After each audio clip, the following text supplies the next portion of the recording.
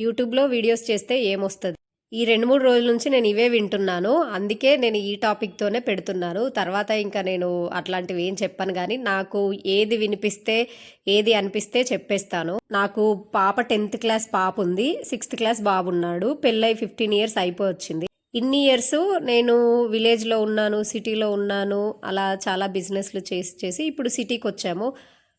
నేను డిగ్రీ చదివాక పెళ్లి చేసుకున్నాను. అంటే డిగ్రీ సెకండ్ ఇయర్ అయిపోయాక చేసుకున్నాను. ఎన్నో అనుకోని జాబ్ చేయాలనుకున్నాను గానీ, సెకండ్ ఇయర్ అయిపోగానే ఇప్పుడు స్టిచ్చింగ్ చేస్తున్నా గదా! ఎప్పుడు నేను స్టిచ్చింగ్ నేర్చుకోవాలి, అసలు కుట్టాలి, దాని మీద ఒక రూపాయి చూడాలి అని నేను ఎప్పుడు అనుకోలేదు. అంత ఆలోచన కూడా రాలేదు. అంటే అంత నాకు చుట్టూ ఉన్న పరిస్థితులు కూడా అనుకూలించలేదు. ఏదో చేయాలని అని మనం ఎంత అనుకున్నా గానీ, మన చుట్టూ ఉన్న పరిస్థితులు కూడా ఒక్కోసారి సహకరించవు. నేను మెడికల్ షాప్ కూడా రన్ చేసిన 6 మంత్స్ సింగిల్‌గా నేను రన్ చేసి ఇప్పుడు మా వారు ట్రైనింగ్‌లో ఉన్నారు. ఆ టైంలో నేను పిల్లల్ని చూసుకుంటూ మెడికల్ షాప్ రన్ ఇంట్లో పిల్లల్ని చూసుకుంటూ, వంట చేసుకుంటూ, వచ్చిన వాళ్ళని చూసుకుంటూ, మెడికల్ షాప్ రన్ చేసుకుంటూ ఇన్ని చేసిన దాన్ని నాకు ఏమొచ్చింది అని నన్ను నేను క్వెషన్ చేసుకుంటే ఏం రాలేదు.